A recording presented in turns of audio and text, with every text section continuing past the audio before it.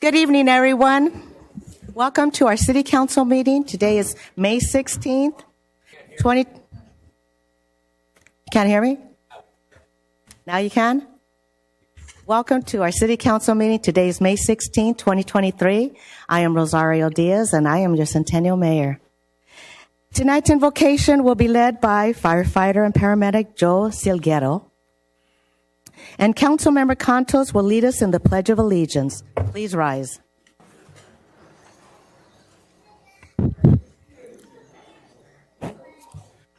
Good evening, everyone. Let's bow our heads to invite the Spirit of the living God to be with us in this meeting this night. Father, in Jesus' name, I ask that you would bless this meeting tonight, that you would bless the City Council that are entrusted with responsibility to serve this community. I ask for your guidance and your wisdom, Lord, to help this council make the decisions that will shape the future of our city. I thank you for your presence. We welcome you here in our midst. In Jesus' name, amen. Amen. Please put your right hand on your heart. Please put your right hand on your heart and follow my lead. I pledge allegiance to the flag of the United States of America and to the republic for which it stands, one nation, under God, indivisible, with liberty and justice for all. Assistant City Clerk, roll call, please. Good evening, Mayor. Councilman Cantos. Here. Councilman Wu. Yep. Mayor Pro Tem Tabatabai. Present. Mayor Diaz. Here. We have Councilwoman Letty Lopez Viado out this evening, Mayor. Please keep her in your prayers, please. She's still recovering. City Attorney, is there anything to report out of closed session? Nothing to report, Madam Mayor. Thank you. Thank you. Okay, we have several presentations.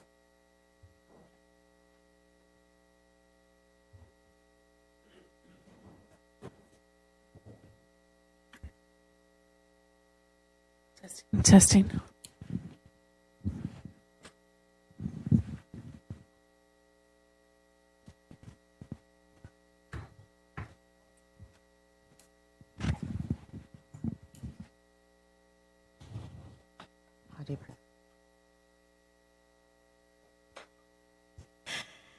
I'd like to invite Cynthia Park,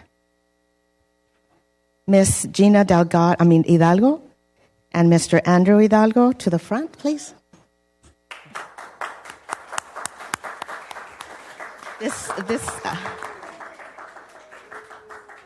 Thank you, Herman. Thank you.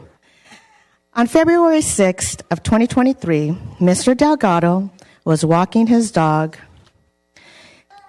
around the neighborhood where he lives, when he collapsed and was found by 3 Good Samaritans. The 3 individuals immediately started CPR and called 911. Mr. Delgado is alive and recovering because these neighbors cared and took action.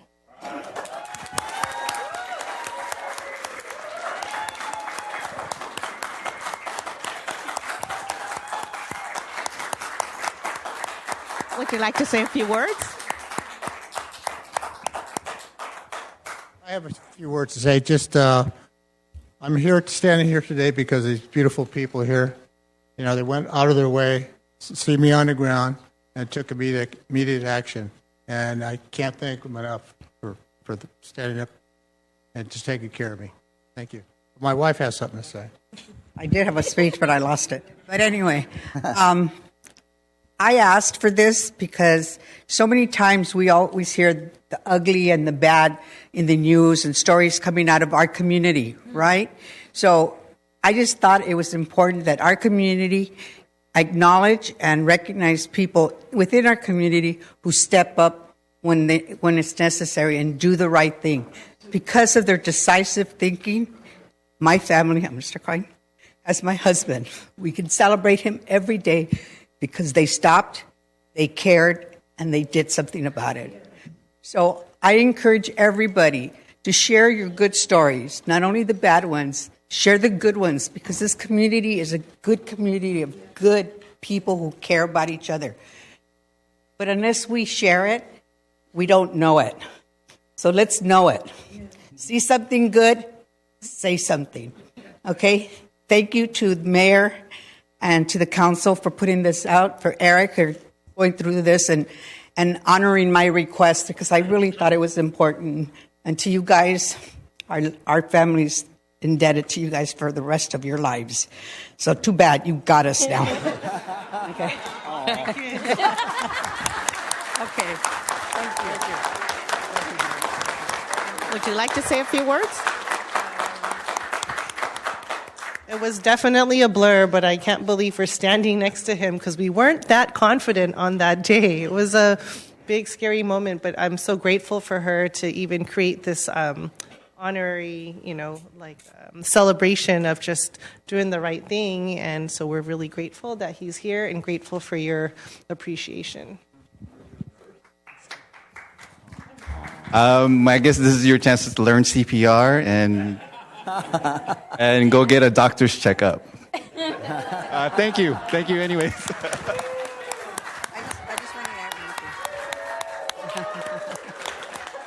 I also wanted to thank the firefighters and the paramedics that responded. They responded quickly and again decisively. And also, our hearts go out to all the medical staff at Intercommunity because they are just everybody. We live in such a good world with so many good people. Thank you. Well, I'm really happy that you're here with us to celebrate and continue to celebrate. Now you have your new family. Yes. Wow, I'm really happy. Let me get this recognition.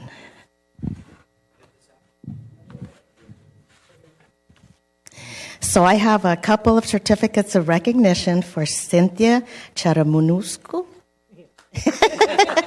Appreciation for your Good Samaritan. Andrew Hidalgo. Thank you. And Gina Hidalgo. I'm so glad you're here with us. I'm so happy. Yes. Oh, can you come this way? Yeah. Okay.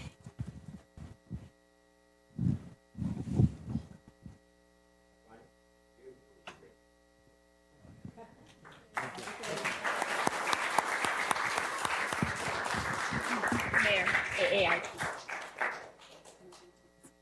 Gonna do that one?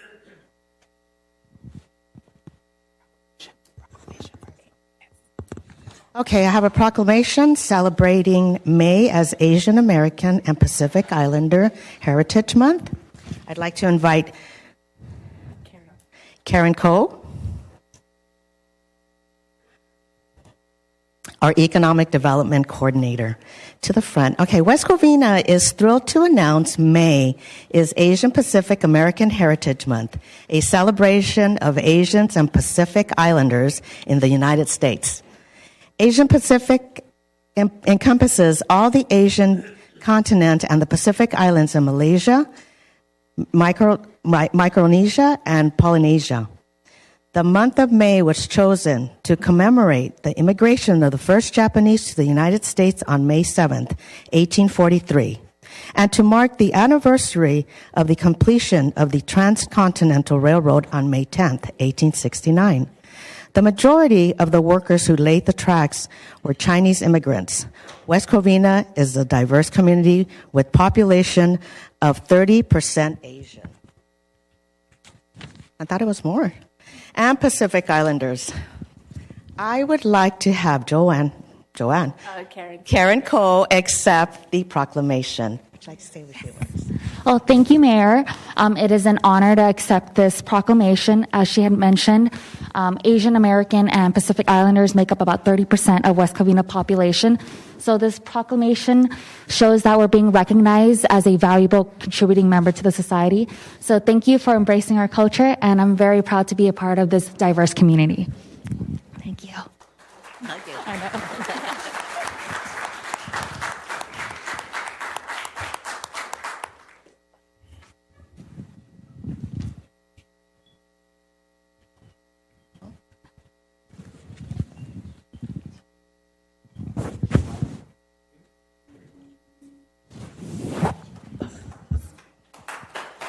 Okay. Now I have a proclamation recognizing May 21st through May 27th as National Public Works Week. I'd like to invite the maintenance crew to come up to the front.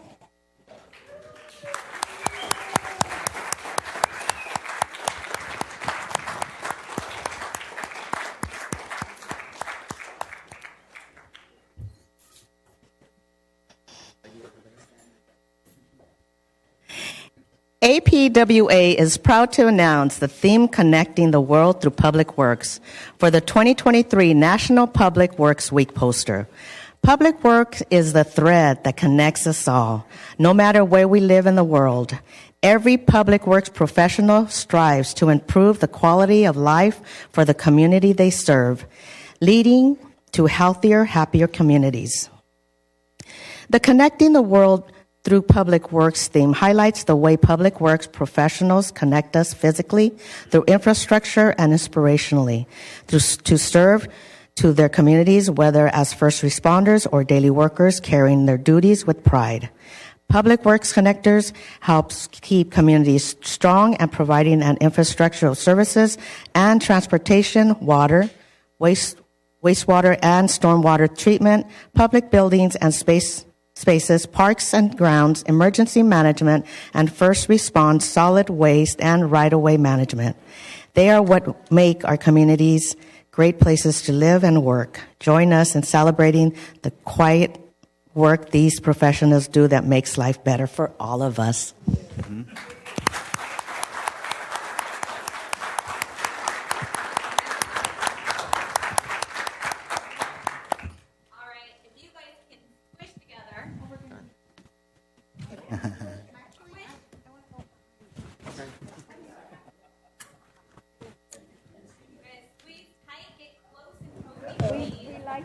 Yes. We're one big happy family. One big happy family. Thank you so much for being here. On the count of three, look this way. 1, 2, 3. One more, please. 1, 2, and 3. Thank you. Thank you.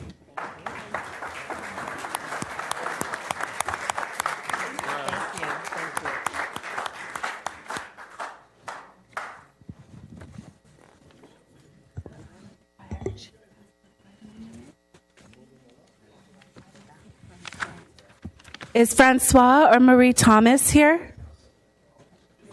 Oh, Marie, yes. Good.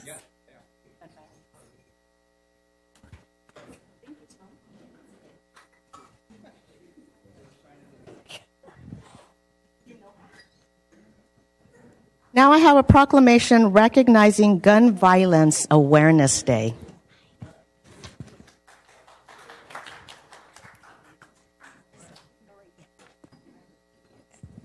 Thank you, Marie, for coming up here.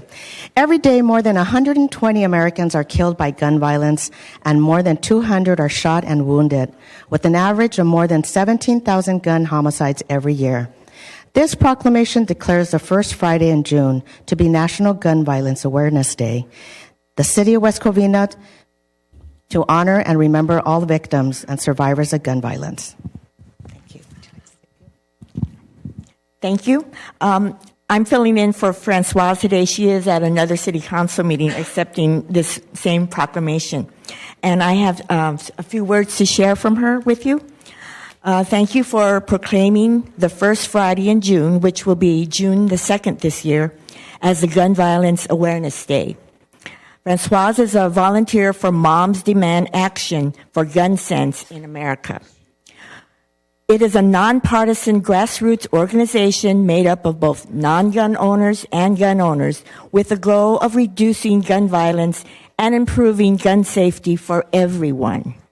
We believe the Second Amendment can be respected while simultaneously better protecting people through common sense gun legislation.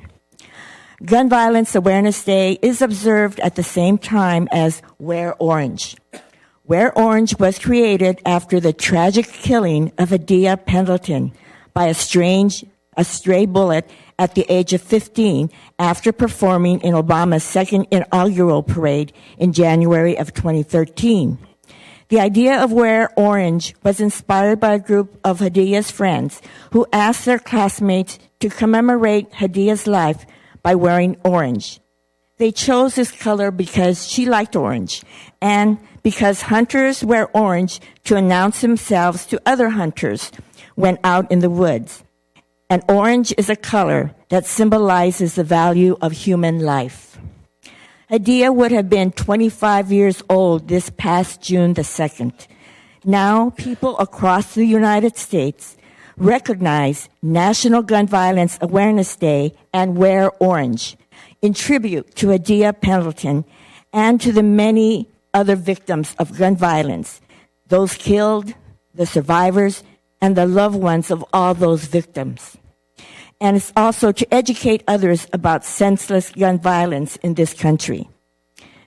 Last year, I was shocked that the number one cause of death of children in the United States was guns, but it continues today. Do you know that Covina High School evacuated their building due to a threat yesterday?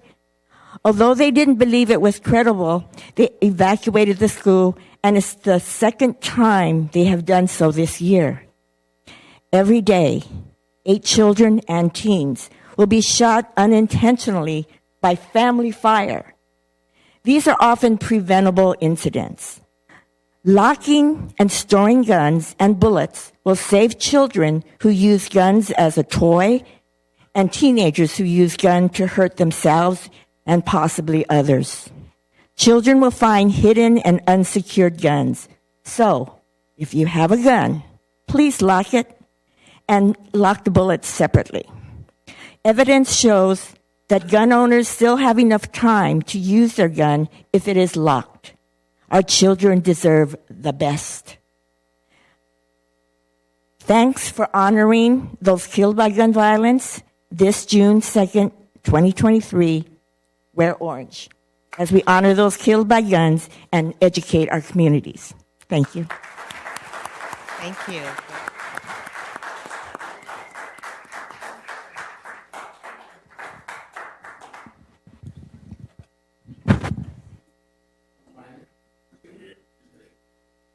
Let's move on.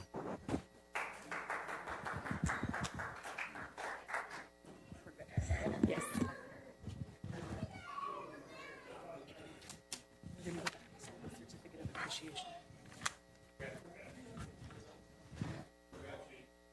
I'd like to invite Chief Capelli to the front. Tonight, we are recognizing Greater West Covina Business Association and Black Widow Investigations for the donations of chairs and beds at the fire stations 2, 3, 4, and 5. Yes, ma'am. Thank you, Mayor. Thank you, Madam Mayor, Council, staff, citizens. I'd like to call down Greater West Covina Business Association team and the Black Widow Investigation team.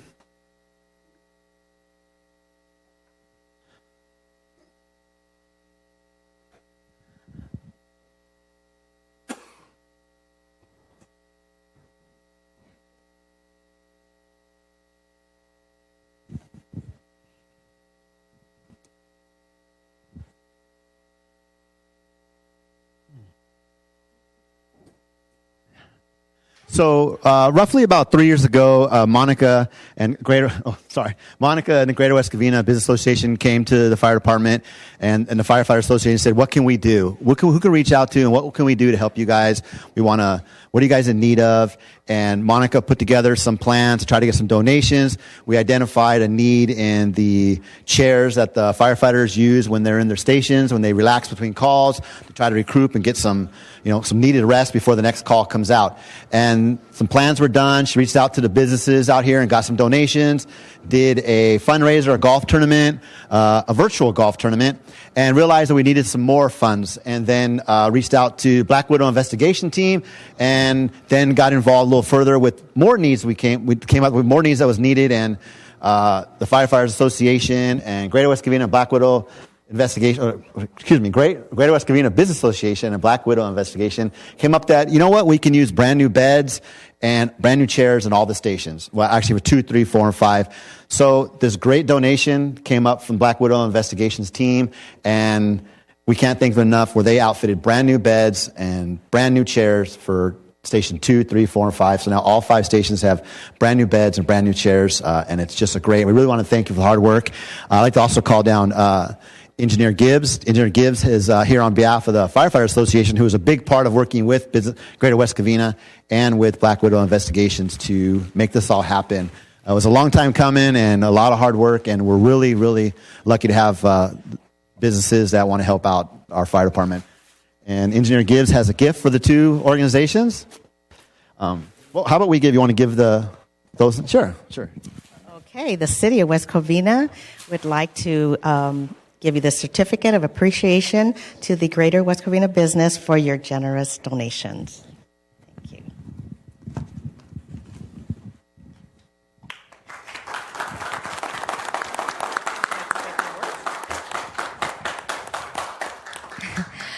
I just want to say that for the Greater West Covina, this was a great pleasure. I mean, we're very fond of you guys. We've been for so many years. And when the request was made, I mean, Black Widow Investigations just stepped in and said, you know what, we're going to fill that need. And it was just such a great partnership. I mean, we're very, very, very blessed to have, great partnerships established here in this community for the past 15 years. And we're very grateful, and we want more things to come because you guys deserve it. During COVID, it was hard, and you guys have done beyond what anybody expected for the City of West Covina. So thank you so much for all your hard work, guys. We're very happy.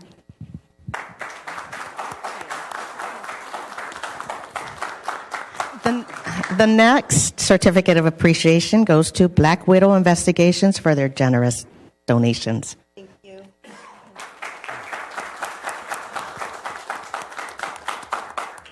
What can I say? Our fire department and our EMTs were humbled for all the services you guys do. Thank you. That was the least we could do.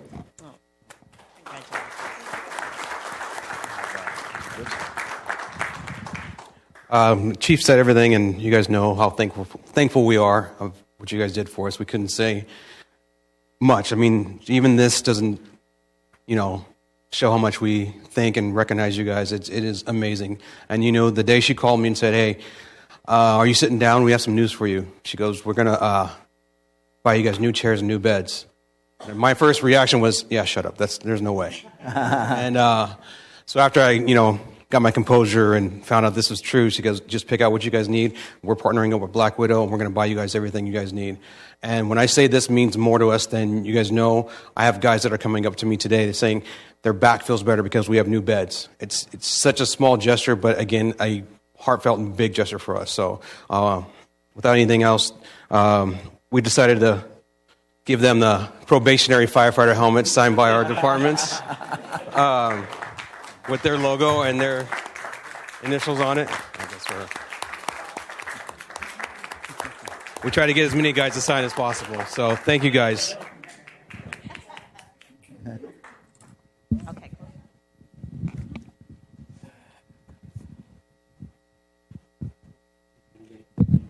Was it a helmet?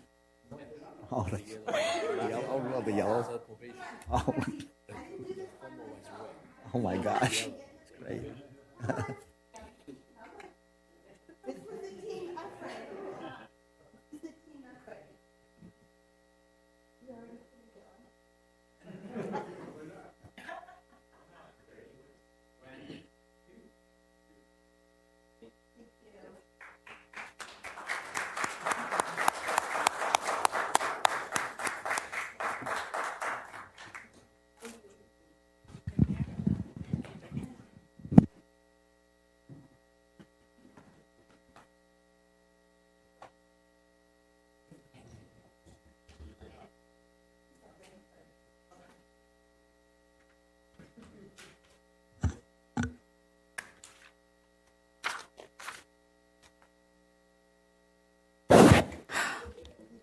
Okay, we're going to move on to oral communications. If you would like to speak before the council, please fill out your yellow card and turn it into our assistant city clerk, please. How many speakers do we have? I have 11 speaker cards, Mayor. Okay. Angie Gillingham, followed by Armando, followed by John Good evening. I'm here tonight to discuss the investigation that now is completed on what took place between the council and the mayor on February 18th, the second evening of the celebration. Yes, the city staff had the ability to approve the second night of the 100th celebration on the 18th, and they did not have to inform the council for approval. But what the attorneys failed to request was a public records request, which would have provided more in-depth and disturbing conversation that took place at 10 p.m. between two councilmen, Wu and Mr. Contos, that may have concluded a more negative opinion towards the Gavelino Tongva people. As a resident, I wanted to know why Councilman Contos called for the mayor pro tem to be considered for removal. Councilman Conto had openly discussed being approached by the council in early December of 22 for the very same reason, to remove Mr. Tabatabai from the rotation at a prior council meeting. So like many others, I requested a public records request. Many people have stated that Councilman Contos had to place a Mother May I on the agenda before discussing openly the removal of Mayor Pro Tem. The public record shows that he discussed at length with Councilman Wu on February 18th, the second night of the celebration, and in December 22. Is that a Brown Act violation, potentially? The two councilmen went on blaming Pro Tem for all the failures of our city that failed, from the failed sale at the church site on Amazon, which was considering coming to our city, where none of the residents around that area wanted. Councilman Wu goes on to blame the pro tem for a failed sale at what is known as the yard. No, the failure had to do with the city not correctly advertising to the interested party the correct acreage on that site. The state reviewed the proposal sale to the land being designated under the Surplus Land Act to Envision and stopped the sale. But most disturbing is Councilman Conto's newly 2 months, barely 3 months, after being in office, is his suggestion to Councilman Wu to inquire using the app called PDI, which is the electronic system that extracts registered voters' info via or not using the paper copies from Norwalk. He wanted to know the ideology of the residents in District 1, which is Pro Tem Tabatabai's district, for the upcoming election in 2024. Why is this important to the residents? Because our city is in desperate need for functioning city council and mayor to address the many problems the residents are concerned with, such as the budget, the health department, the big league dreams development, BKK, litigations. Looks like we will still have the same non-functioning city council and possibly a new majority. Thank you. Herman, followed by John Shoemaker, followed by R. Robinson.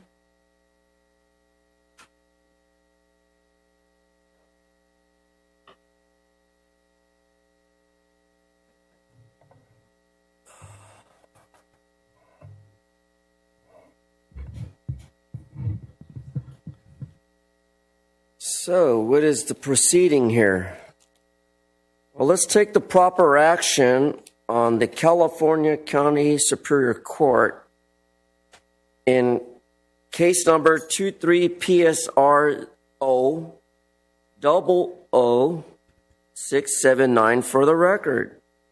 Nature of the proceeding, elderly adult abuse. Now, for some people who don't believe in elderly abuse, it does exist.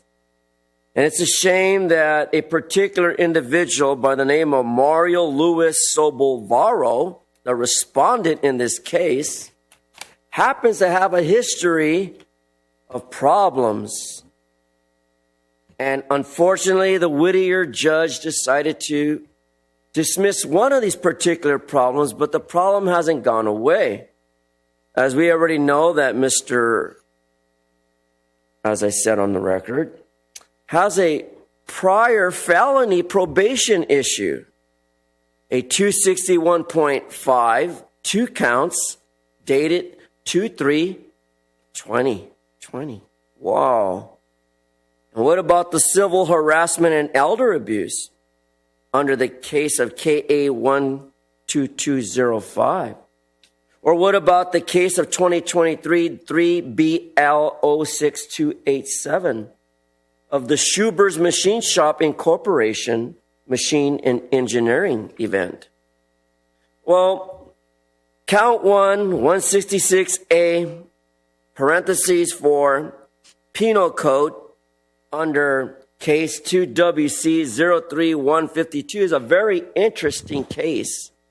Matter of fact, these whole cases are very interesting. And I figured out why. We allow other persons in this chamber to assault other individuals that they find offensive. And I find the judge in Whittier a bitch offensive. Because these type of trespassing, vandalism, harassment, and injury to a public in a public arena is unfair and unconstitutional.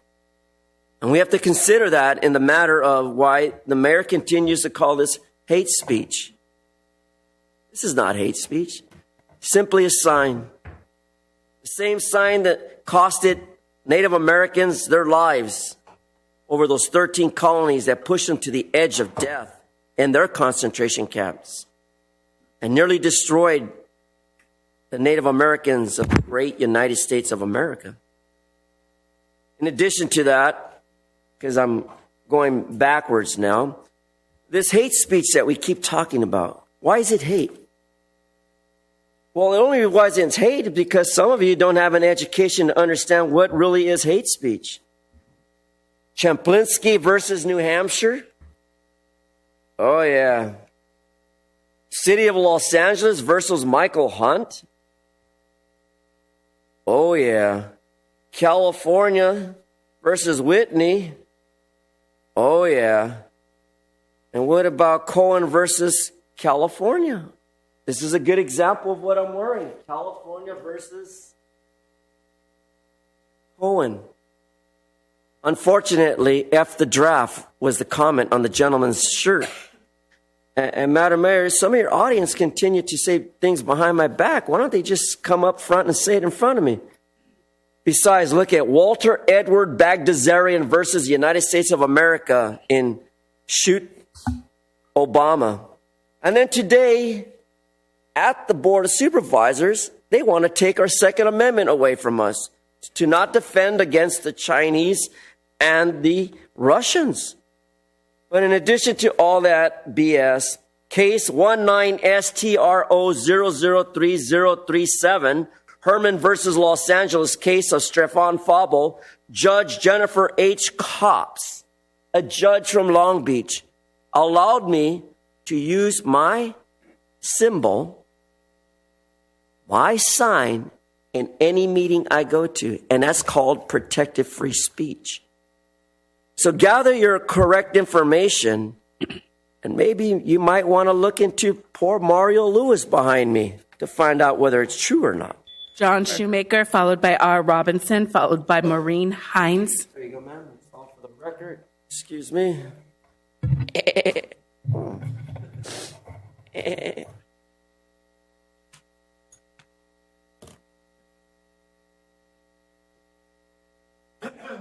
When I was growing up, there was a radio station in the late 60s, early 70s, KHJ, that one of their taglines was, "And the hits just keep on coming." Well, this council figures out how to do it. One day I got some calls and was told that Councilmember Wu was bragging about the wonderful job he did at the trial. And my first reaction was, oh, God, how many zeros are going to be after the one? Because he never gets anything right. It's just the opposite. You know, the other thing you don't do in a case, when a person is central to your claim that you did something properly, is for a member of the city sitting council to get up in court and say, he's a liar. That tells the jury, don't believe anything he says, even if he is telling the truth. Because he was afraid that the question that was being asked would hurt his delicate image of himself? Did he or did he not say something or do something to the city manager? When the simple answer would have been, whether it happened or not, it's a personnel matter, and unfortunately I can't discuss it in public, or I'd be violating the law. But not him. He wanted to make sure he didn't do anything and helps sink the case. Now we get to the other thing. Where do we start? Councilman Contos, the Grand Canyon was not caused by an asteroid hitting the Earth. I think you were probably a little upset and emotional that everything was going on, because I really believe you're a good man who wants to do a good job. But you need to sometimes with that measure your words. Think of it as, what would Tony do? And then do the opposite. And then, the February 18th thing, we have, again, our mayor thinking this was her party, and how dare somebody else get involved in it. Wow. Your job as a board of directors, not to go through all the details. Period. And then you have the Almighty, or at least that's what he thinks he is. Well, you take care of it, I'm leaving. Doesn't have the you-know-what. Just stand there and do it. But then he knew what the result was going to be. I have a question. Certain people have been talking about being inclusive. Now you're celebrating the 100th year. We have representatives of the Chinese community, Filipino community, Hispanic community. But of all those groups, who's been here the longest? And what's even worse about ignoring them and not inviting them is we do business with them. They have to sign off on CEQA reports. Wouldn't you go get them first? Hey, would you like to be involved? Yeah, I just don't understand the logic behind it. But, what we see is, some people out of control, who think they're doing such a great job in the city that the city will build statues for them. Build statues for them. Just absolutely unbelievable. And now you're trying to start another chamber of commerce to help small businesses. What happened to the $19 million from the CARES Act that was specifically, I think, point number 3 of what it was supposed to do was help small businesses? How much have you given them? How much have you given them? You want a health department because, as I've heard you being quoted, I'll help you get your permits faster. Well, you know what? If he can get your permits faster, he can also make sure you don't get them. And we already know what he tries to do. Such success. It's unbelievable. I think we'll let you go to next year. He's the one that needs to get kicked out of here really fast. Robinson, followed by Maureen Hines, followed by Elsie Messman.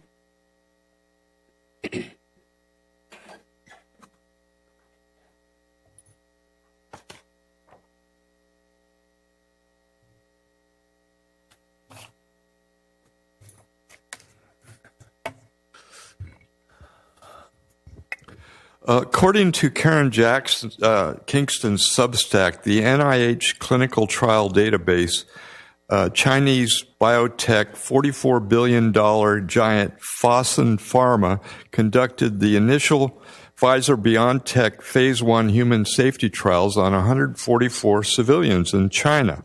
After Fosun Pharma completed the clinical evaluation of the safety of Pfizer's messenger RNA vaccines for human use, China banned Pfizer's messenger RNA lipid nanoparticle technology for use by Chinese citizens. However, we are all aware the FDA authorized Pfizer's messenger RNA as safe for U.S. citizens. So I'll only briefly discuss the clot shot tonight, including vaccine-induced death syndrome, VIDS, that compromises one's immune system with graphene oxide, a 5G software interface, self-assembly, synthetic biology, bioweapon, and or a DoD vaccine prototype coupled with PrEP Act medical countermeasures passed by Congress's transhumanism agenda. Bioweapon, that came out of a federal courtroom. Brooke Jackson, several months ago. People think, he's crazy calling it a bioweapon. Okay. Note, if you want to be a human graphene oxide 5G antenna suitable for connection to the internet, just ask your doc for a few more boosters. That wouldn't be my preference. Also related are the 15-minute city ideas in installing blue lighting in cities to connect up populations that have become antennas through inoculations, increasing the constant tracking and surveillance we will experience, built using capital that comes out of a huge public and private funding stream, military-led by bioweapons research and used any time, eliminating informed consent by reclassifying anyone who could be carrying a disease as a presumptive national security threat. Constitution be damned. Do anything you want to anyone. All the war crimes were appropriate because we were all on a war footing for 3 years, but who knew it? But vaccine DoD inoculations using unnecessary to determine safety and effectiveness. The inoculations, since they were DoD sponsored, safety and effectiveness wasn't a question. It was all, a Pentagon deal. We experienced 100% propaganda that is synthetic biology to eradicate the human species by spreading infertility, bioweapons inoculations during wartime. I'll guarantee you in the next 5 years, the birth rate is going to be going down worldwide. Now I turn to a speech by Dr. Robert Malone on fifth-generation warfare. The COVID crisis has revealed a modern battleground in which molding, controlling, and capturing your thoughts, emotion, and beliefs are the objective. Fifth-generation warfare is the new battleground, and it has been deployed by military largely and intelligence community on the entire Western world in an amazingly harmonized fashion during the COVID era. Fifth-generation warfare is a war of information and perception, a strange game. The only winning move is not to play. The basic idea is that in the modern era, wars are not fought by armies or guerrilla, but in the minds of common citizens. Your mind is the new battleground. This is not hyperbole. This is a standard military strategy. And unfortunately, the United States has led in the West in our response. The European Union has largely followed American leadership. And this quote and unquote, I'm quoting from... Thank you. Maureen Hines, followed by Elsie Messman, followed by Matthew Smith. Anyway, you can just fact check all of that, what I just said. Fact check it. Kathy Navarro.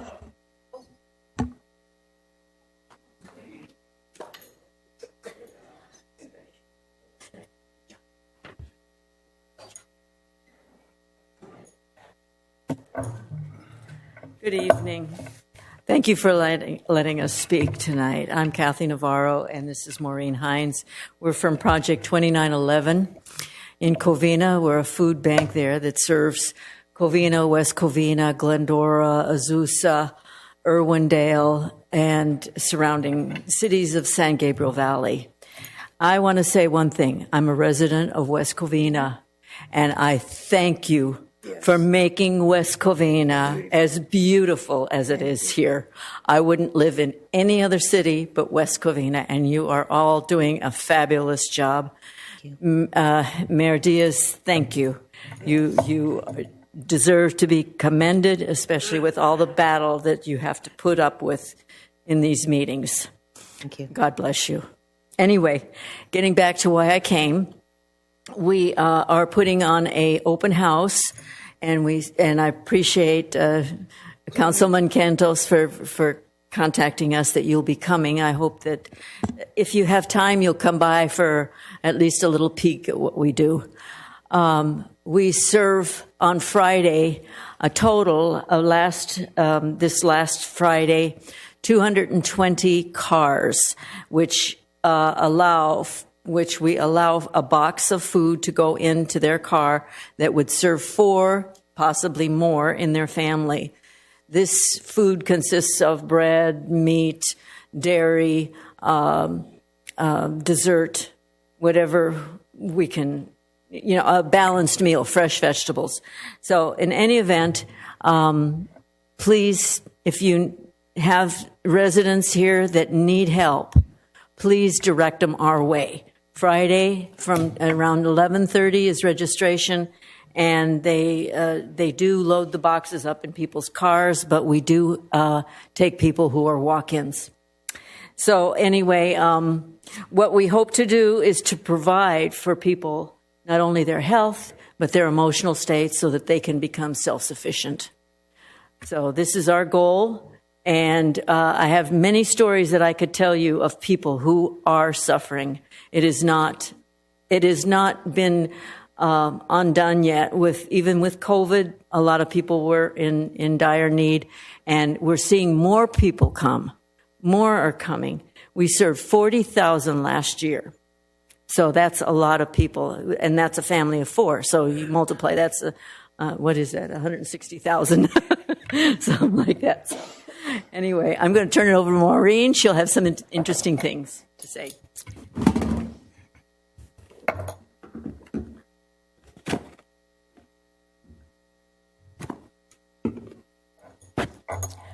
I just want to tell you guys, this is the greatest country in the world.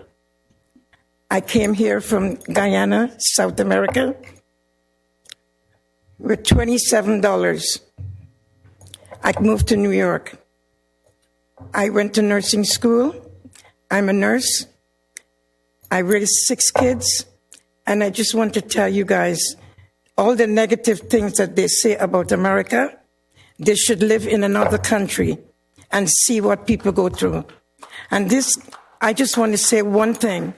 This guy that sits here is very offensive, and I do not think that he should be allowed to come back in here. He probably have never even traveled across the street. But in some countries, this is not acceptable. And especially to be talking like that to a woman, I cannot stand it. I made myself available. I'm a nurse. I take care of so many people. And just to see, every time I come to this meeting, this guy is getting worse and worse, and nothing is being done about it. And I think after a while, something should be done that he should not come back in here, because he's offensive to women, offensive to America. I know, I have traveled all over, and the freedom of speech. I know there's freedom of speech here, but still, curb yourself. Okay, and another thing that I had to get that out, because if I didn't get it out, I bust. And there's another thing that I want to say. I live on Newcrest and Autumn, and there's a guy that lives on Newcrest. When you come from Autumn to Newcrest, he has 8 cars. And he also has a construction business. I'm sorry. So I'll talk about that the next time. Thank you. May I just say that our open house is June 7th, Wednesday. Thank you. 6 to, thank you. Elsie Messman, followed by Matthew Smith, followed by Rosie San Juan.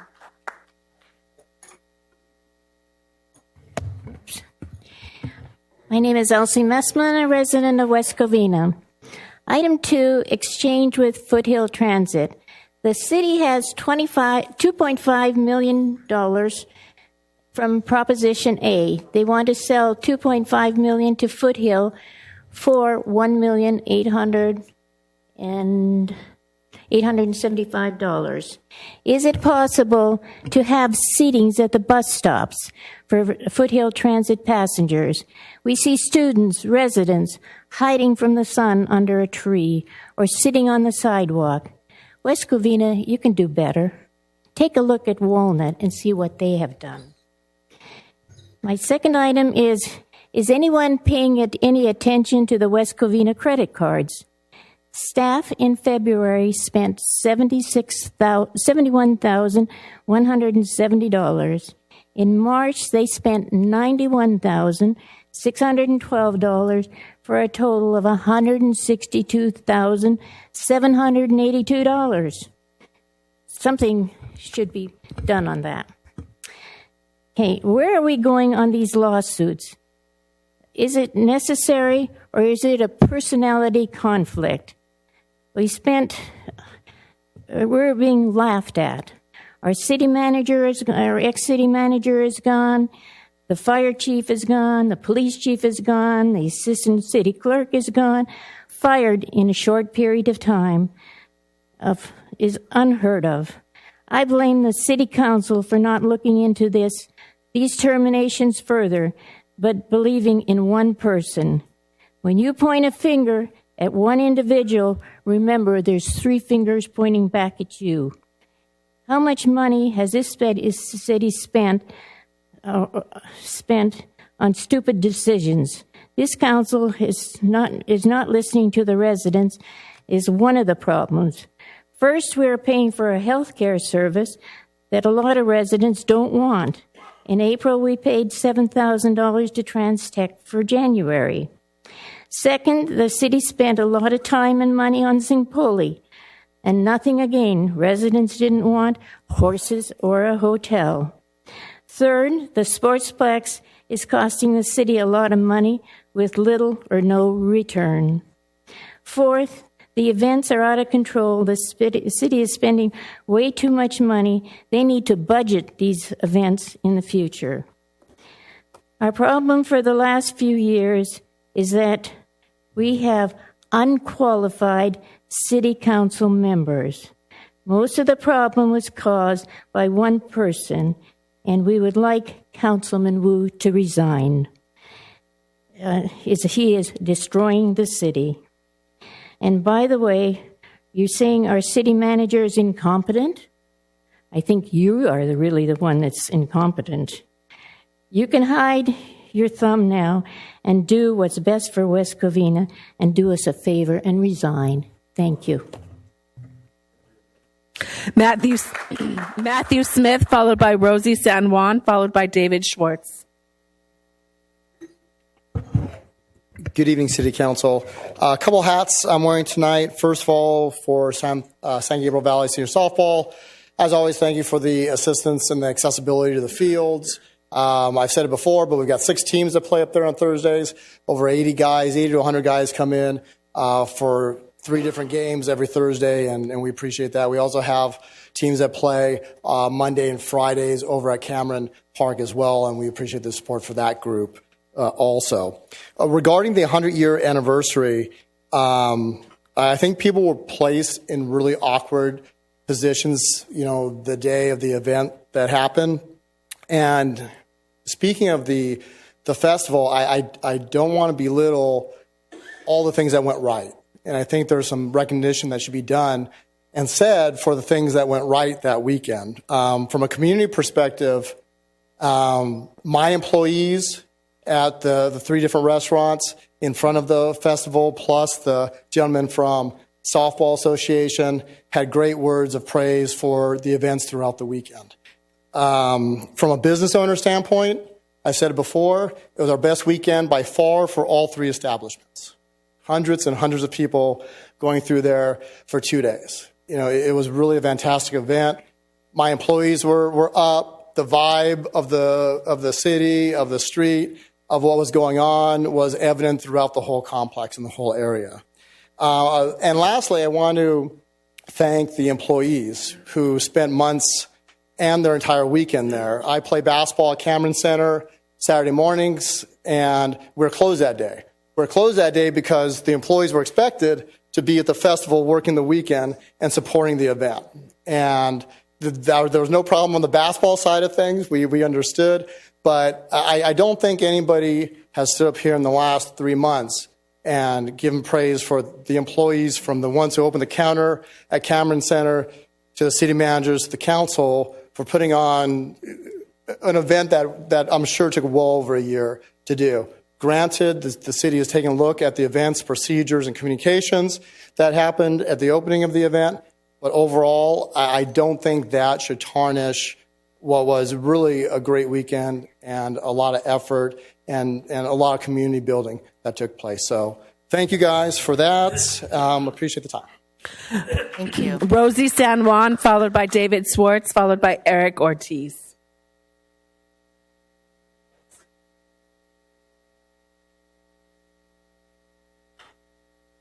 Good evening.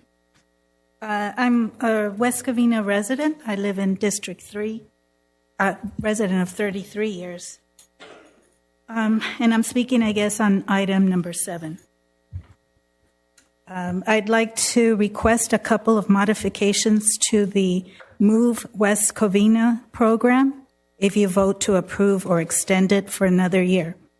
I ask that you consider matching Dial-A-Ride's policy by lowering the minimum age to 55 and allow disabled persons to participate regardless of their age.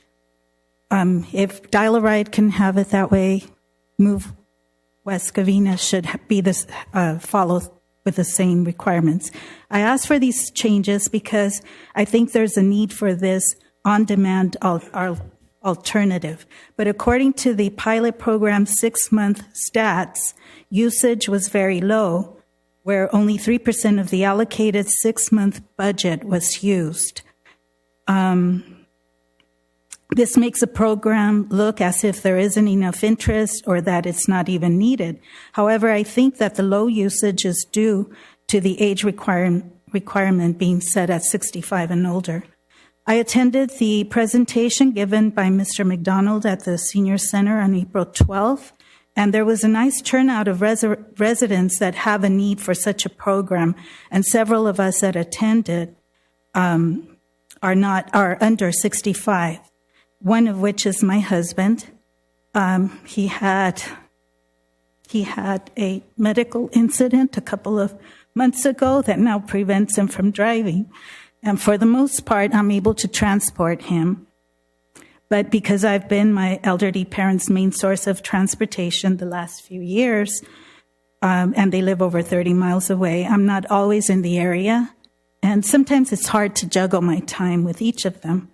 My husband is just one of the examples of what we heard at the presentation, and I'm sure there are many others with similar circumstances, because driving is a necessity that we don't realize how important it is until, for whatever reason, we can't do it anymore. And at least for my husband, he feels he's lost his independence, which is pretty depressing. The importance of being transported to where we need is a topic that's in my radar right now because of what happened to us. But I think it's something I will advocate to from now on, especially for seniors and people with disabilities that can no longer drive. Another gentleman, I thought he'd be here, but I don't see him, that attended the presentation is legally blind. He depends on access and Dial-A-Ride. However, from his experience and also from my personal experience with my parents, access isn't reliable to get to a medical appointment on time because it's a shared ride and it usually makes several stops. But this gentleman said he prefers to use Uber for medical appointments due to being much more reliable to get you there on time. But Uber costs are up, and so this subsidized program, Move West Covina, would be a great benefit to him. So lowering the eligibility age as well as taking disabilities into account would increase the participation and would make West Covina a successful program. And that's it for that.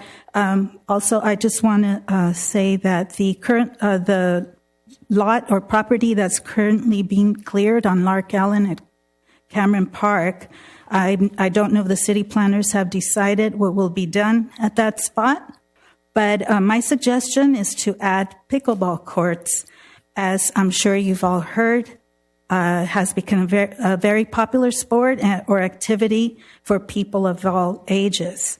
And I know we have indoor pickleball at Cameron Park. I went by one day and it was really crowded, so it's doing really well. And I've been playing at the senior center, and although it's a little confined there, it's still a lot of fun for beginners like me. So my thanks to the staff, Miss Roxanne, especially Vanessa and Joseph, for all they do in setting up the courts and just all the events at the senior center specifically, because that's where I go. But I think an outdoor court at Cameron Park would be a nice and low-cost addition to our city with hopefully minimal maintenance, and it should be considered for that spot. Although JD wants basketball courts, but maybe both, if it's possible. Thank you. David Swartz, followed by Eric Ortiz, followed by Cindy Mitchell. Good evening, Mayor and Brian, Mayor Pro Temp and Councilman. On behalf of my neighbor, who is a member of the Los Angeles County Fire Department and couldn't be here because he's still working overtime today, I want to address my comments to Mayor Diaz because you're in our district, and also to City Attorney Thomas Duarte and City Manager David Carmody. Since I have less than 5 minutes, I'm going to briefly outline my neighbor's case, which he attempted to file with the police department. Around 3 months ago, my neighbor, the plaintiff, hired Mr. Ray Ochoa, defendant number 1, to do some upgrades to his home consisting of cement work, window replacements, and exterior painting. The written and oral contract was for $12,000. Defendant 1 told my plaintiff he needed an opening payment of $7,000, supposedly to purchase the materials. As a result, the plaintiff paid Mr. Ochoa $5,000 cash, plus transferred $2,000 via Zelle to Mr. Ochoa's girlfriend/wife, who's defendant number 2, Fanny Silva Prado. In short, Mr. Ochoa hadn't done the work nor purchased any supplies for the plaintiff's job. Hence, on April 29th, 2023, plaintiff officially fired Mr. Ochoa and requested all his money back. Past Sunday, plaintiff and I went to the West Covina Police Department to file a felony embezzlement report. We spoke with Sergeant Weatherman, who felt plaintiff had a civil case but not a criminal case. As a former police officer myself, I disagree with Sergeant Weatherman, and laid out the evidence. In fact, I believe this case, defendant number 1 and number 2 should also be charged with conspiracy. As of now, Sergeant Weatherman had Officer Salas fill out an event report only. As of now, Sergeant Weatherman, therefore, the plaintiff is asking you, please intervene and have the West Covina Police Department file a criminal case and let the district attorney make the judgment. I still have a couple minutes, so I want to talk about also that there's a bigger graffiti problem over at Valinda and Service at the shopping center. Nearly every single day, they're getting bombarded with graffiti. And also problems with increased homelessness at the McDonald's in El Polo area, too. It's getting worse. Thank you for your time. Thank you. Eric Ortiz, followed by Cindy Mitchell.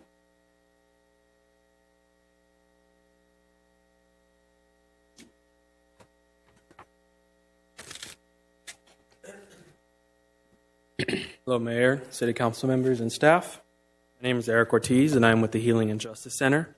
HJC is a community-based, BIPOC-led nonprofit serving Los Angeles County with a focus in San Gabriel Valley. Our mission is to support BIPOC communities and organizations by creating safe, healing, and connected spaces. We believe we are going to build strong and long-lasting social justice movements. Healing-based and relationship-strengthening approaches must be at the center of our advocacy and organizing. Our services include a free tenant counseling hotline, nonviolent parent education classes, and regenerative conflict resolution training. Our advocacy efforts are in tenant rights and affordable housing, as well as digital equity, which I'm here to discuss with you today. The COVID pandemic highlighted several very strong community needs and injustices, especially as it surrounds internet or broadband access. I think we all saw, or at least heard of, the viral photograph of the two small children sitting outside of a fast food restaurant trying to connect to the Wi-Fi just so they could complete their schoolwork. It is shameful that these children and thousands of families like them had to resort to these measures.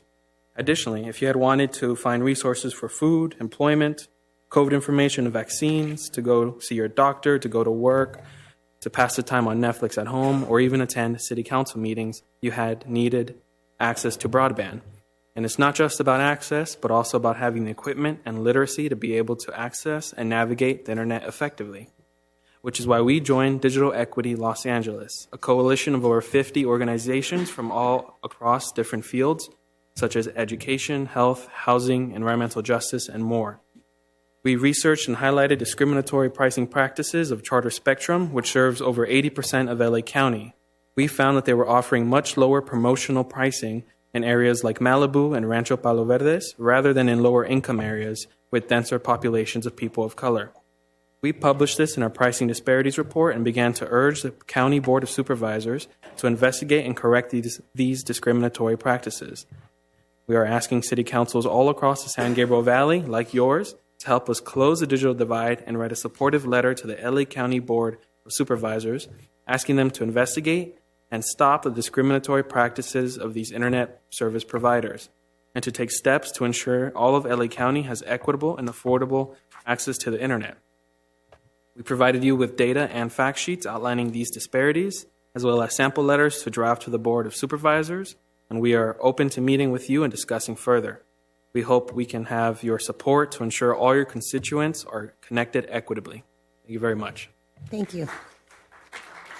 Cindy Mitchell, followed by Mr. G.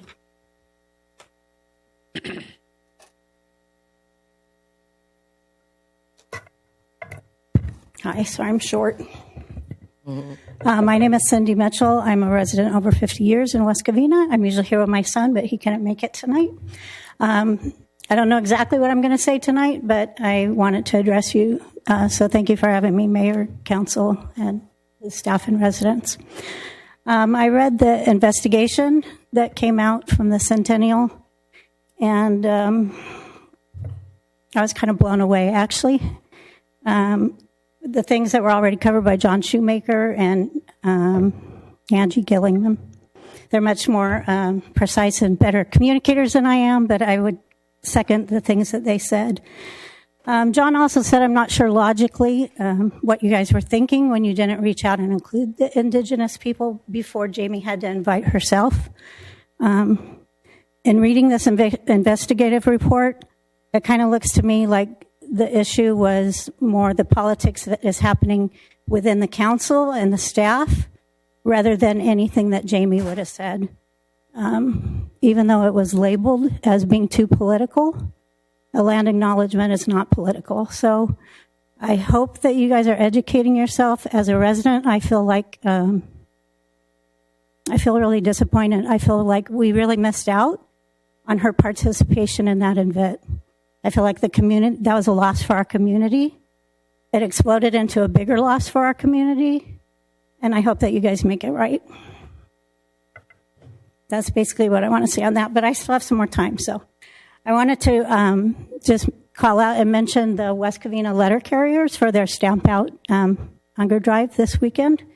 I thought that was pretty awesome that they had a lot that they had to pick up and drive and pick up at my house, but we have a great letter carrier, so I just wanted to give them recognition here tonight.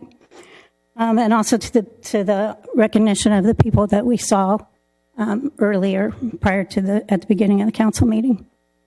Again, I'm going to bring up Jamie, and I think she's doing really good things in our community and educating, and I just hope you guys open up and see what she's doing too, because she should be up here being recognized instead of being shut down. In the summertime, I just wanted to say my son couldn't be here. We have a full-on native plant habitat in our yard in West Covina, and it's my son's favorite thing. As you know, he's disabled and he has very frequent tonic-clonic seizures, so he can't always get out. We don't get to go hike in the hillsides like he would like to do, and the heat gets to him, so we kind of just restored our area to how it's originally supposed to be. And we have all kinds of pollinators and hummingbird moths and carpenter bees and native bees and plants you can learn from that were edible plants that the indigenous people have used for food for years. And in the summertime, we will have a garden gathering there. So if anybody's interested, please reach out to me, because I know he would love to see some of you there. And I hope that Jamie and her family can make it. Okay, that's all. Thank you so much. Thank you. Mr. G.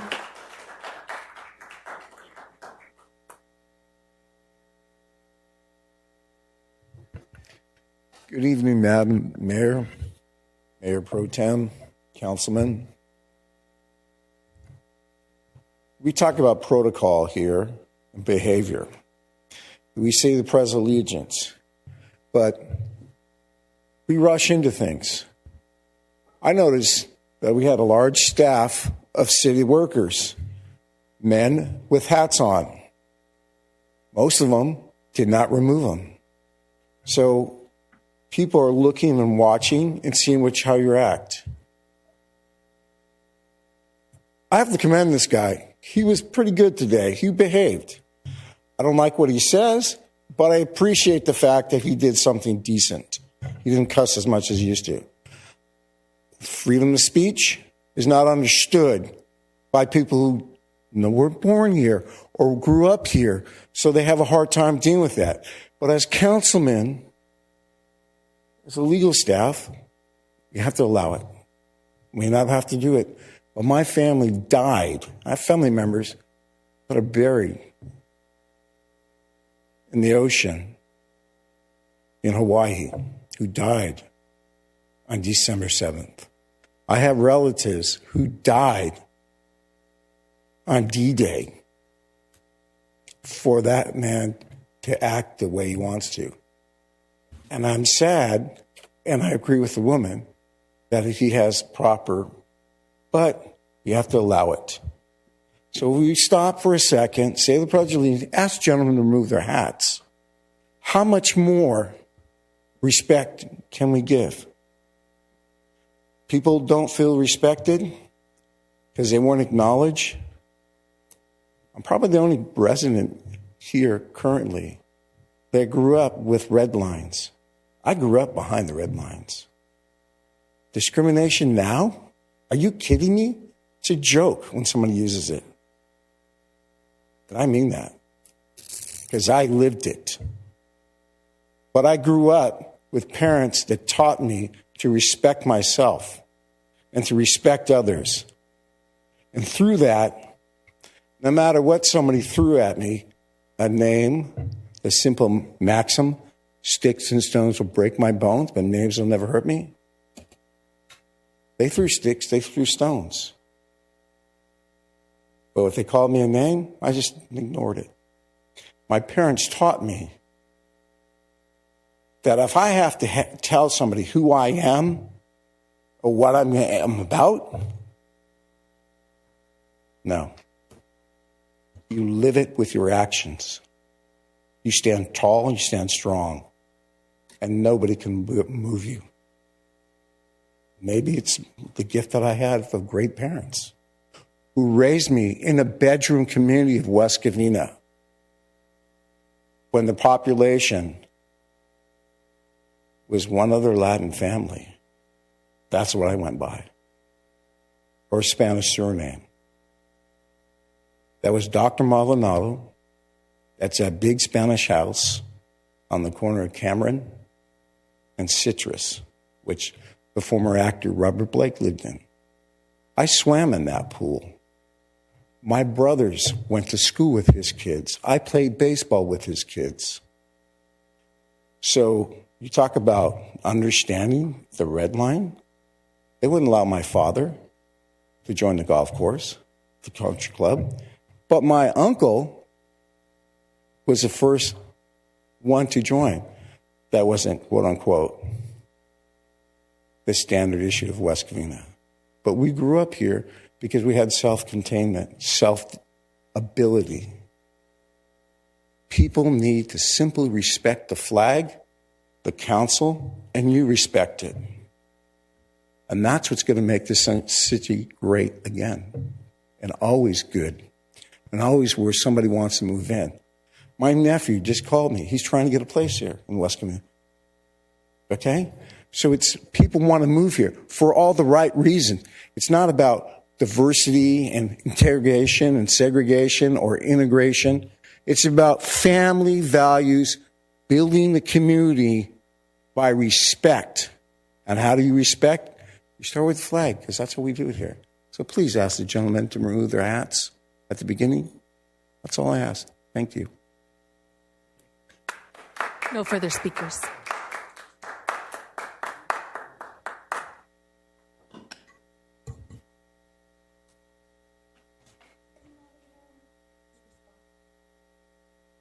Good evening, Mayor, members of the City Council, members of the public. I'll try to briefly respond to the comments that were made. Angie Gillingham, John Shoemaker, Cindy Mitchell all talked about the investigative report for the incidents of February 18th. That's on your agenda tonight, and we'll have available for your questions and presentation if you want one about their summary report, which is included in your agenda packet. Armando Herman talked about some private cases, legal matters, which aren't within our purview. But I would like to say that having a safe and functioning city hall and events is certainly within our purview, and we try and do that here in these chambers. We do, sir, honor people's First Amendment rights and give them their 5 minutes when they come up.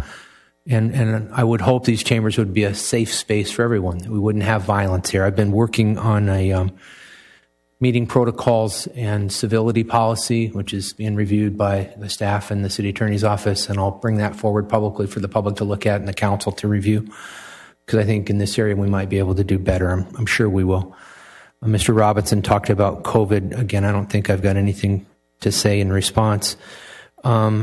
Maureen and also Kathy Navarro from 2911, thank you for sharing the information about your open house. We'll get that on the city council calendar and see how many we can have there. Elsie Messman raised 3 or 4 questions I'd like to try and briefly respond to. There's a Prop A exchange, which is the transit dollars tonight, where we're trading the rate of 75 cents on the dollar for general fund money, these Prop A monies. It's something the city has done for years because general fund money is precious to us, and we're trying to run general fund activities. Elsie, you mentioned bus shelters. I agree with you. The ones that are here are in sad shape, and anybody who's ever waited a half hour in the rain for a bus knows that those are needed. I agree with you. We've got it on our CIP. I'll check and get back to you, to the community, as to status of where that falls on the CIP, because it's something that needs to be done. But let me get you status on that.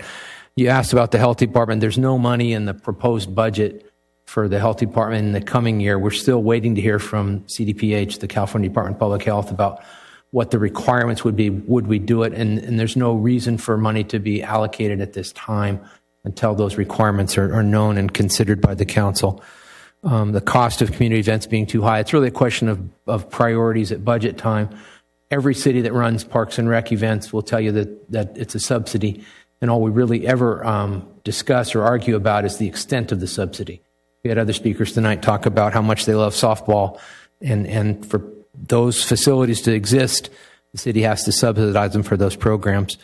Rosie San Juan, thank you for your suggestion about pickleball courts. We don't have a plan yet for that space in Cameron Park, but we've talked about pickleball at some other locations. That might also be a good one. David Schwartz asked about a private matter that was taken up with the police department, a dispute over some contractor stuff. I'll ask of the PD about it. It's within their purview. And I will follow up on the concerns about the graffiti at Valinda and Service. Mr. Ortiz, thank you for the information about the Healing and Justice Center. You asked for a legislative letter of support. Our tradition for handling those is, because often the deadlines on these is fast approaching. It takes 3 or 4 weeks to get on a council agenda. The system we have in place, which is informal, is when there is a need for a letter of support, I usually write it. I go over it with the mayor. And if she agrees with it, we go forward. And if not, then it could come to full council. But in this one, I'll give your material a close look. I hadn't seen that, so thank you for sharing it tonight. Cindy Mitchell, my notes are terrible. It's my handwriting that's terrible. I know what she said. She mentioned a stamp out letter carrier drive. I'd like to get some more information from Cindy about that. I hadn't heard of it. And as regarding the native plant garden you have at your home, kudos for that. I know Councilmember Contos and the mayor and I went on a suburban water tour recently, and though the reservoirs may be full, the drought is, next up, and the weather cycles seem to be increasing with frequency. So thank you for your work in landscaping with native plants. Mr. G talked about protocols at meetings, and as mentioned, I'm going to bring forward in the pretty near future some protocols about our meetings. Hadn't thought about the hats, but I'll see what I can do. And that's all I've got this evening. Thank you.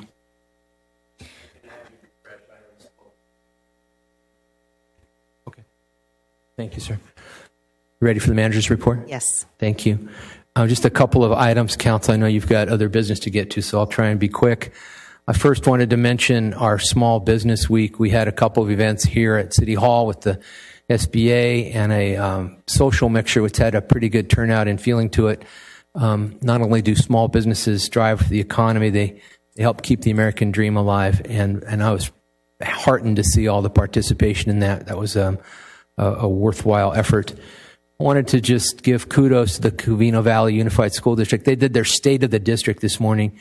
And in these pictures, we've got the board president, Maria Caceres, together with the superintendent, Dr. Emmenheiser. They really did a nice job with that today. I wanted to compliment them in that new building above their Covina field. Wow, I hadn't been in there, and that building is first rate. It's where they hold their board meetings now, and multi-purpose seems to be the name of the game for those kind of spaces, and the new fields look gorgeous as well. So a lot of good things happening in the district, and I'm glad they highlighted them. Wanted to make mention of our home buyer assistance program. There is money available for people that want some help to become first-time home buyers. And we've got 3 developments in town right now in the price range in the vicinity of $600,000, and some money is available to help people get that door open. I would encourage anyone that's interested, we've mentioned this a few times in the manager reports, but please contact us at City Hall and let us see if we can help guide into those criteria for the programs. And home ownership is a terrific way in terms of economic success. I want people to know about that and to take advantage of it if they can. This slide talks about, have you seen a fallen tree? Do you have some graffiti to report? Do you have streetlight issues? Staff and I, assistant city manager and staff, attended Councilmember Contos's listening post, his open house at Gingrich Park this week. And every time we take our city story on the road, I'm surprised that not everyone knows about it. But we have an app. For those that have smartphones, you can report problems. It's quick. It's easy. We'll get back to you with the status of the concern and the disposition about it, hopefully to resolve it promptly. So I would encourage people to take advantage of the app if they can. Or also available is to go on our website to report an issue. Visit westcovina.org/report issue. This is just a picture of one more of our brand new monument signs. This one happens to be on Amar, the median there near Valinda. The mayor knows we've been sprinkling those around as the public works crews can find the time to do it at entry points. This one had previously been knocked down by a driver we believe was drunk, but this is a nice look, and I think it's a nice way to announce the entrances to the city. Wanted to give an update about the shopping cart ordinance. This ordinance, effective date of it was April 21st. It's now effective. The affected businesses, those that offer shopping carts, have until March 21st of next year to get a shopping cart containment measure at their sites, and it will require those businesses to contain their carts on site. Had a few questions about capital improvement projects. I wanted to mention our street paving project. We are working with the contractor to work around the school district schedule. Last time we paved, we were paving streets when school was going on. It got to be a little interesting. So this year we're going to try and do a little better with that. Construction is supposed to kick off in June of this year to be completed by this fall, November of 2023. The pavement management plan is a guide to what streets we pave. This is going to be presented to the council this fall, but it's a work in progress and is underway right now. There's some Parks and Rec events I wanted to mention. The Unleash Your Creativity program is a California Arts Council grant that's funded a music program at Shadow Oak Community Center beginning in June. There'll be an informational open house about it, and registrations begin in May 26th. The classes are free to participants, so I hope people take advantage of that. We've previously mentioned the Palm View Adaptive Recreation Program. The Mount SAC classes for the special needs population began today with the safety skills classes. We had a total of 26 registered participants. I think this is a bright spot. I'm proud of that one. Wanted to mention, mark your calendar, Memorial Day, Monday, May the 29th, 10 a.m. here at the Civic Center. And 4th of July, we're planning on some fireworks. That's all I've got this evening. Thank you very much. Thank you. Councilman Wu? No. Consent calendar. We're moving on to the consent calendar. Anyone want to pull? Yeah, number 7, please. Okay. Mayor Pro Tem? Councilman Contos? No? Okay. Do I have a motion to approve the consent calendar with the exception of number 7? So moved. Second.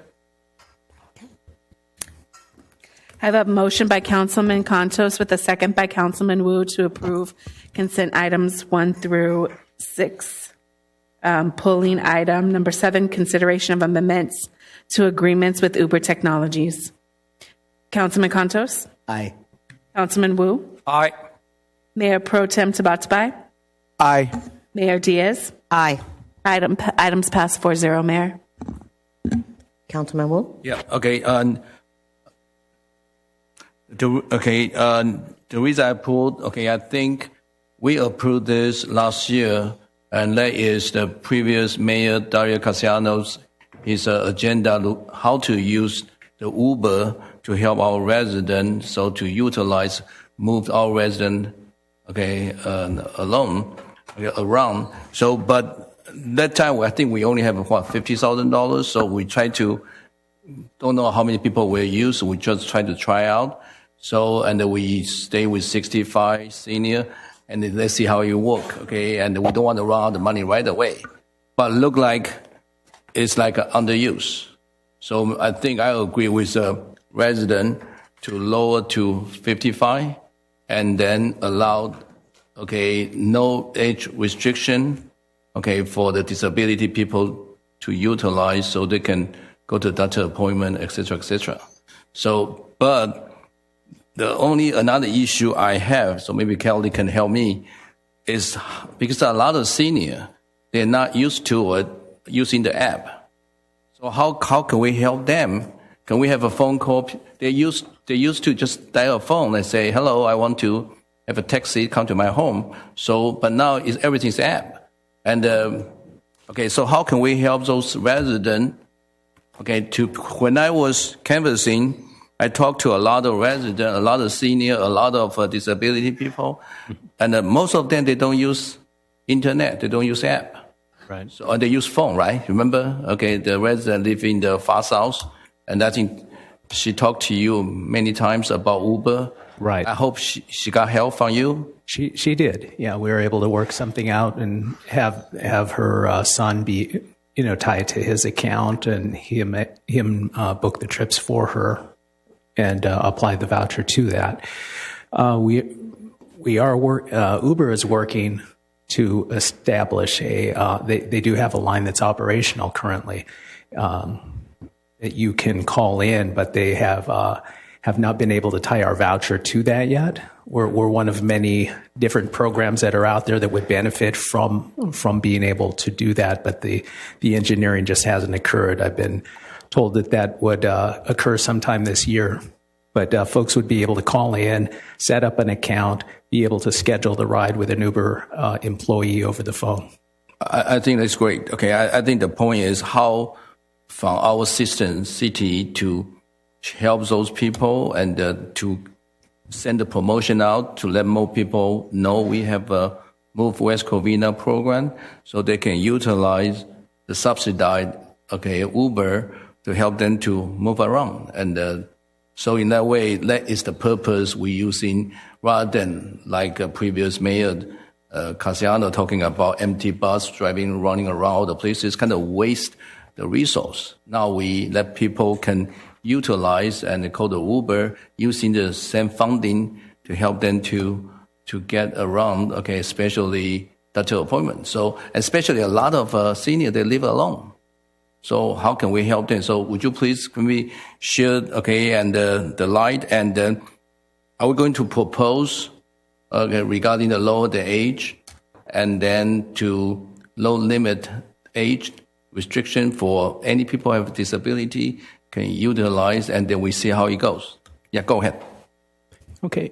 We continue to promote it. That's a difficult population to hit with social media and the things that we're able to do. It's word of mouth and reaching out going out to centers. I made a presentation at Merrill Gardens, and the senior center was brought up earlier. And so we're slowly growing it as word of mouth is occurring. We've had it in the Discover the past couple of issues, and might just buy a page to really promote it and have it stand out. But as haven't had a lot of people call in to inquire as to dialing in, though I'm sure that would be helpful. We're up to 48 participants currently, and there's a handful of power users and others who aren't using it as much, and I was going to follow up with those folks.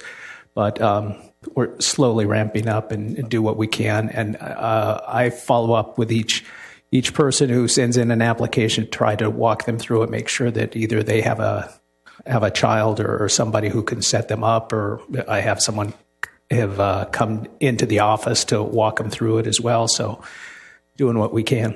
Okay, very good. Okay, so I think since the people, they're not savvy with internet, possible they don't use this kind of tag. So maybe our Discover West Covina can, when they send out to their home, then we can promote on our article, say, hey, this and here's the information if you need Uber, and this is anything about 55, disability, no restriction. So we can send out information to them, and where the phone number they can call, and maybe call the city to register their name, so more people can utilize. If only we have 120,000 population, we only have 48 people to use.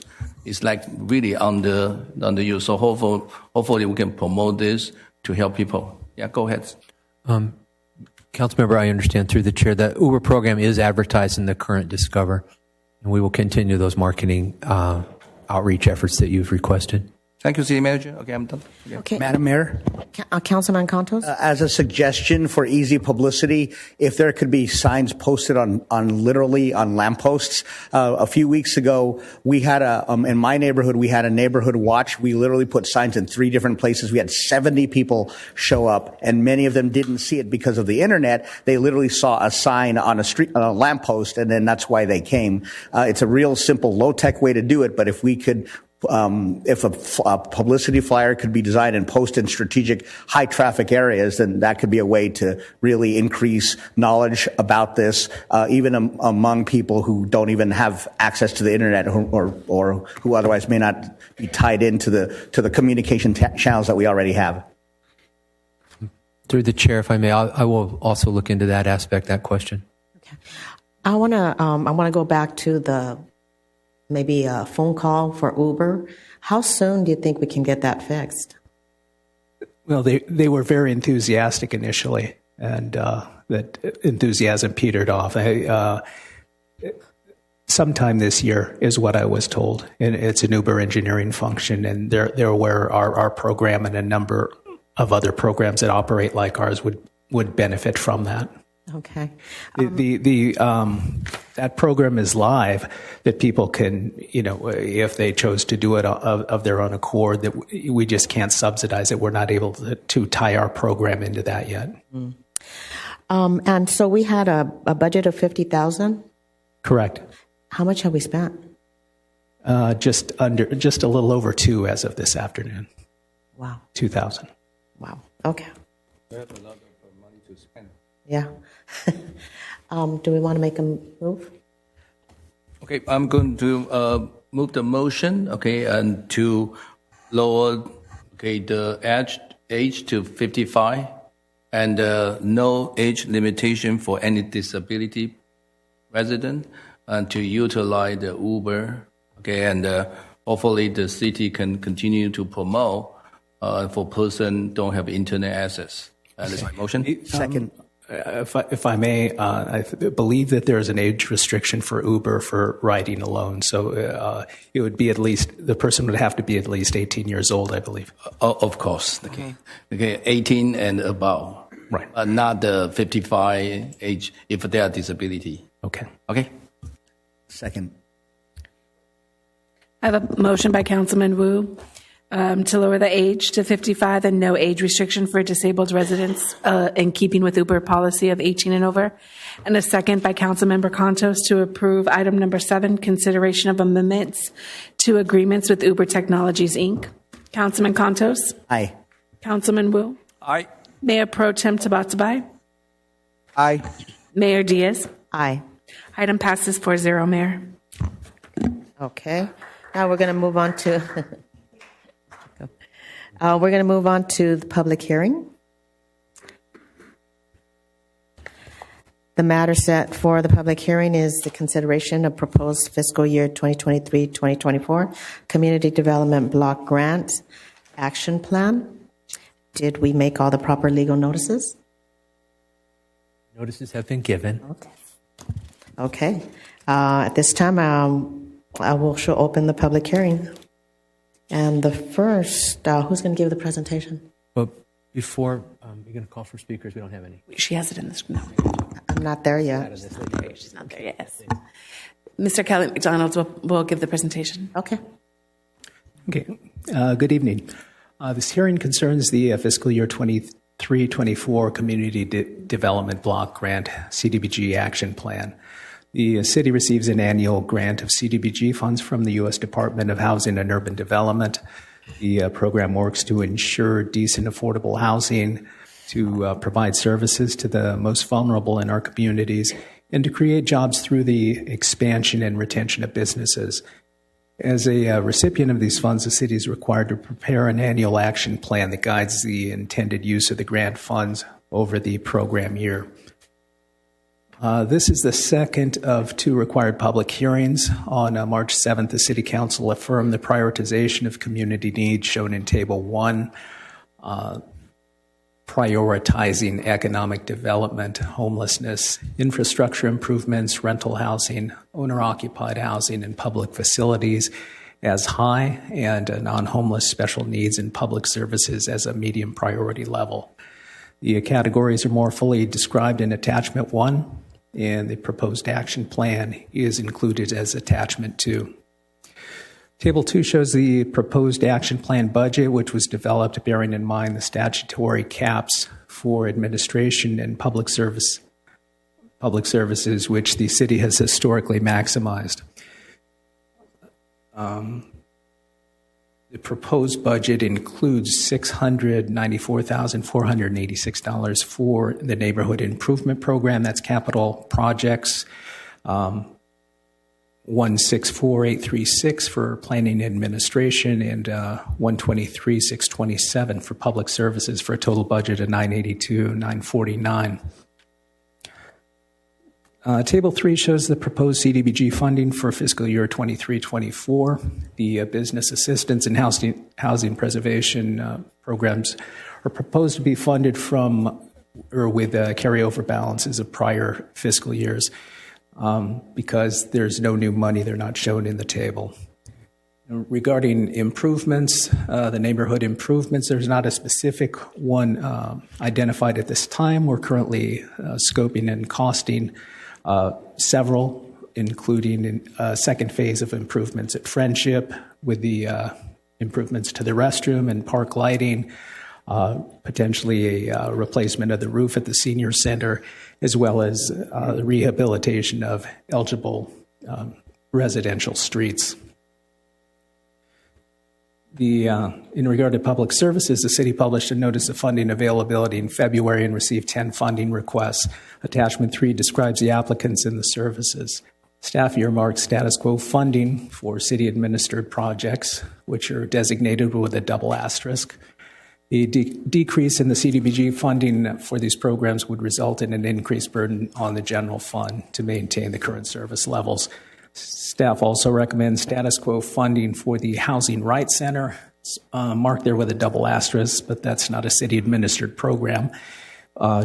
Funding this activity helps address a HUD requirement, so that's why we continue to fund this project. So staff is recommending funding for projects 3 through 6, as shown in Table 3. The balance of the public services were evaluated by the CDBG Ad Hoc Committee of the Community and Senior Services Commission.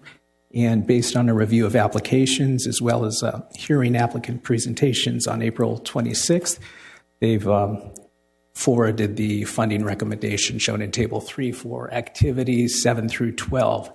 It's a senior citizens assistance program that's run by the YWCA at $4,127, $5,000 each for the Action Food Pantry, the Shepherd's Pantry, Project 2911, and the Assistance League Operation School Bell program, and $4,500 for the East San Gabriel Valley Coalition for the Homeless. Notice for the hearing was published on April 14th, and the draft was available for a 30-day review. No comments have been received. And that concludes my report, and happy to answer questions. Does council have any questions? Madam Mayor? Councilman Cantos? I'm just wondering what are the accomplishments in the work of the East San Gabriel Valley Coalition on Homelessness, and what is the funding to be used for? At least so far in my work to support homelessness, I haven't worked with them, or that's never come up. So can further information be provided as to what the funding would be for and how they work with us? Sure, that's an emergency drop-in center. They provide a variety of services. They have a voucher program, a motel voucher program for families, and they work closely with our team, our HOPE team, as well as Lakata. They recently moved their operation from St. John Vianney's down in Industry up to a closer location in La Puente, so they're even more involved in the community. So they do a wide range of things. And does that also include placement of people in transitional housing? Well, they have them in emergency housing, and I guess referring them to other programs and networking with groups would do that, yes. So do they work actively to place people in, what does those efforts support our actions to try to lower the homelessness count? Yes, they do. Okay. Thank you. Anyone else? No? Okay. I have no speaker slips, Mayor. So we're going to close the hearing now. And we need a motion. Move the motion to approve, please. Second. There you have it. A motion to approve by Councilman Wu and a second by Councilman Cantos. Item number 8, public hearing. Councilman Cantos? Aye. Councilman Wu? Aye. Mayor Pro Tem Tabatabai? Aye. Mayor Diaz?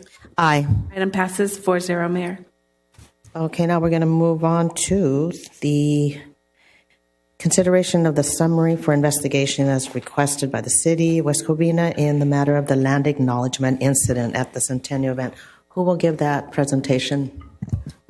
Madam Mayor, Jason Kravitz and Jeff Lover from JL Group, they're here. As you recall, council unanimously directed city attorney to contract with a third party. I contracted with the JNL Group, and they presented a fact-finding investigation, which is attached to your staff report. They're here to answer any questions, if there's any questions. Councilman Wu? Yeah. Okay. Since we have the report, we don't need a presentation, right? We need a presentation. No, I just wanted to let you know it's attached. They're here to answer any questions, and that's it. Since we have the report, my suggestion will be, we got a report, okay, and they have some miscommunication.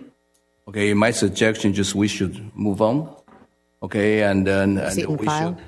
Receipt and file, and I want to invite, to have a chance we should be educated to know more about indigenous history and land acknowledgement. I think that will be my suggestion. Okay, but there's no point continue to drag on this thing since the report has done. And I move the motion to receive and file. Do I have a second? Do we have any comments? I just had a couple of questions that I feel needed to be answered. Thank you. So I guess my first question is, we did receive a summary of the investigation. So when will the public receive the entire completed report? I believe that report has been turned in. I'll let the city attorney address Madam Mayor, that's the report that's attached. That is the report. So the investigation with the entire notes that wouldn't be available to the public. Just the summary. Yeah, that's in draft form. The council gave us a strict scope. That is what is attached here. As with all investigations, Jason might say that it leads to other questions and beyond. So all this information might have went beyond that, but what is presented to you is the scope that the council requested, and that's the report for public. Okay, and so I guess the other question. So all the items. So what you were tasked to investigate by the city council, that was all part of this summary report. Every item that you were tasked to investigate. Correct, Mayor Pro Tem.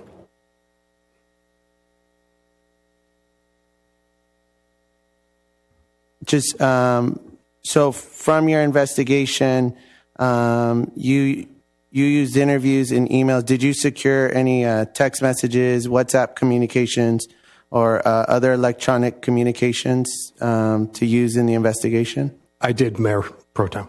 Okay, could you share which type of electronic messages you used? Absolutely. All the text messages that I received were from the city manager to each of the 5 council members, and it was a notification that he was authorizing the land acknowledgement to take place on February 18th.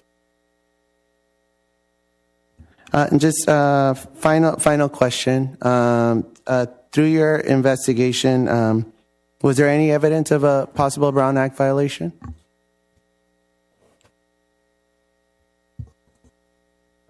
I can address that.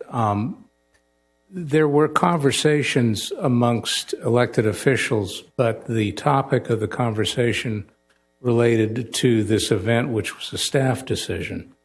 So would not likely be a Brown Act violation. Okay. Thank you. Madam Mayor, I move to receive and file. You want a second? Oh, I'm sorry, second. Sorry, second. Okay. I have a motion by Councilman Wu, a second by Councilman Contos to receive and file item number 9, consideration of summary of investigation as requested by the City of West Covina in the matter of land acknowledgement incident at Centennial event. Councilman Contos? Aye. Councilman Wu? Aye.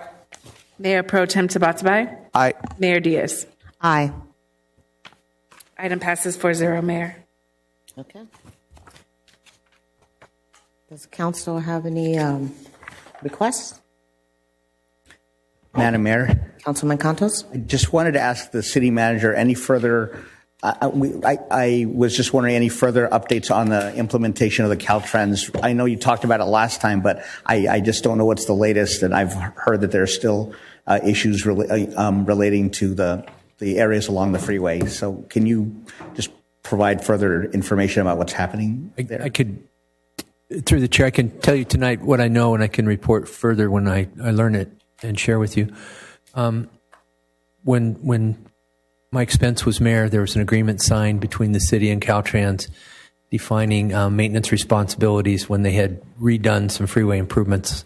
The friezes along the walls depicting the oranges and that type of artwork that was built in at the time. In that agreement, the city had signed on to maintain certain pieces of those right-of-ways and to do maintenance activities, and that work is now being discussed with the city's deputy director of public works and the Caltrans people together with the city's contractor, so that we can have the contractor take responsibility for those portions which the city signed on to maintain as part of that agreement. I can get you a further update. I'll have to talk to the deputy director. And if you do that, please, sir, if you could also include a timeline so it isn't just indefinite for these actions to proceed forward with dispatch. I certainly will. I know they're working on it now, but I'll report that aspect to you as well. Thank you. Madam Mayor, I have another question on a separate matter. Go ahead. With regard to the pavement management program, you had described in the past how there would be an opportunity for residents to see by putting in their address what is going, whether their area is going to be paved or whatever. Just for people to know where the work is being done within the 13 zones. Is that would I be correct in assuming that as this is done, we are going to see that live during this process? Through the chair, the answer is yes. The pavement management plan is really what drives the decisions about which streets get paved. So it's pretty interesting. I guess the ultimate definition of politics is the allocation of scarce resources. And those resources are always scarce, but we like to do it according to the science of the pavement management plan. One piece, and we've modeled a couple other cities that have availed themselves of it, is that when that thing gets put up on the city website and is live, you or any resident could put in their address and they'd learn status and where they fall into that sequence of anticipated pavings. So that's the intention as part of that work that's underway now. And I believe in the manager's report tonight, I've forgotten already, I think I said that's supposed to be back to you by September, by this fall. Thank you. That's all? Okay. That said, this meeting is adjourned.